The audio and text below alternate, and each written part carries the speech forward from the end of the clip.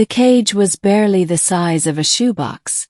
I found it buried under rubble in the lower decks of the abandoned Varellan outpost on Theta 7, where the air still reeked of rust and static, and silence echoed louder than any alarm. The place had been deserted for over a decade. At least that's what the logs claimed. I was scavenging for salvage. Circuitry, metals, anything I could trade for rations. Life as a lone wanderer wasn't luxurious, but I'd take solitude and hunger over war and lies any day. The coalition had left people like me behind. Dispensable. Forgettable. I nearly missed the cage, hidden behind a fallen beam and a tangle of cables. My flashlight beam caught the glint of metal, then something else. Something moving. Inside was a creature no taller than my hand, curled into a fetal position. Delicate humanoid but unmistakably alien. Silvery skin shimmered like mercury under light. Her face angular but expressive, framed by a mane of fine violet hair. Her arms were thin, her eyes large and shut tight. She looked sick, starved, fragile, but alive. "What the hell?" I whispered, crouching closer. The cage was sealed with a primitive lock, not electronic but mechanical. I popped it open with a twist of my multi-tool. Her eyes shot open at the click, pupils dilating, muscles tensing as though expecting pain. "Hey," I said gently, palms open. "I'm not gonna hurt you." She didn't speak. At least not in words I could understand. Her mouth moved, producing a series of chirps and harmonic hums. Then she staggered forward, collapsed into my palm and passed out. I took her back to my ship, the Grit. It was a rust bucket freighter barely held together by duct tape, patches and stubbornness, but it was home. I set her down in the medbay, such as it was, and got to work. Nutrient gel, low wattage heaters, and an environmental field to maintain stable gravity for her size. She woke up 3 hours later, sat up slowly, looked at me, then promptly screamed and tried to leap off the table. Whoa! I caught her in my hands again. She thrashed until I gently placed her in a clear containment dome, not to trap her, just to let her feel safe while I communicated. She stared up at me, chest heaving. I sat cross-legged beside the dome and began the slow process of learning how to talk. Took days. Turns out, she could speak rudimentary standard once her strength returned. Her name, or the closest phonetic equivalent, was Zairi. She was a scout from a species called the Ilari, a race no larger than a child's toy, yet vastly intelligent and connected through something she called the Etherlink, a kind of psychic network. Zairi had been captured by a coalition research team 10 years ago. Prodded. When the team evacuated during the Theta 7 collapse, they left everything behind, including her. She'd been in that cage for 10 years. Cryostasis kept her alive, but she remembered every second of her consciousness during the wake cycles. Isolation, darkness, dread. Tears welled in her eyes when she told me that part. I felt rage twist in my gut. I knew the coalition was corrupt, but this? I made her a promise then and there. You're never going back into a cage. Not on my ship. Not ever. For weeks we flew together. Zairi was a brilliant technician.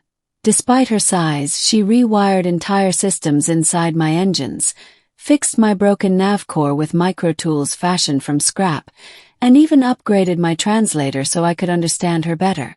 She liked music, especially old earth jazz. She'd curl up inside an empty teacup with a fiber blanket and sway to the saxophone. But despite her curiosity, her laughter, her warmth, there was always a shadow behind her gaze. The trauma lingered. The fear. She had nightmares. Once, I found her huddled under the wiring console, trembling from a flashback. I held her gently and just listened. We weren't just shipmates anymore. Then the bounty came. I picked up the signal on a relay hub in the Outer Rim. A coalition contract marked top priority retrieval. Target: escaped experimental subject 4XAL. Hostile potential. Reward: 75,000 credits. They'd discovered she was gone, and they wanted her back.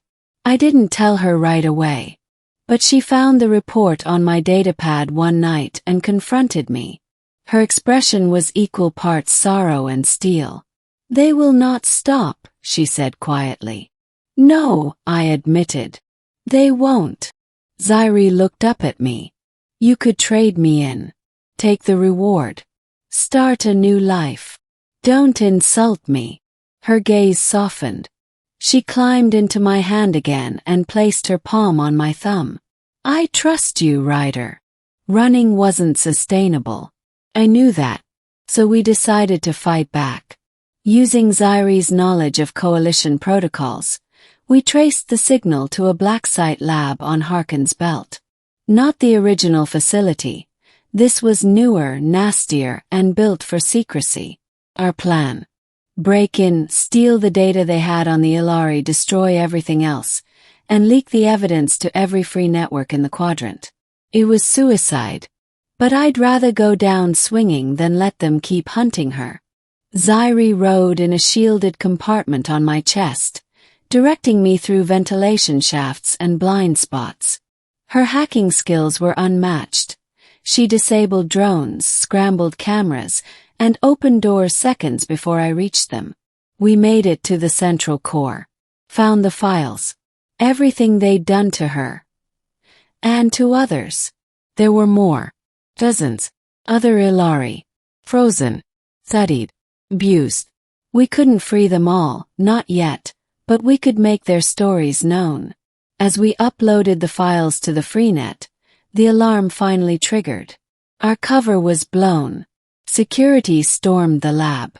I handed Zairi a mini-jump pack and slotted her into an escape pod. "Go. I'll hold them off." "No," she shouted. "We escape together." "Zairi." She climbed up my collar, pressed her forehead to my cheek. "You found me in a cage. I won't let you die in one." We ran. Lasers scorched the corridors behind us. I took a hit in the side, burned like hell. Zairi jammed an override into the blast door, bought us a seconds window. We dove into the grit, fired up the engines, and blasted out of orbit, shredding their pursuit drones with one lucky volley.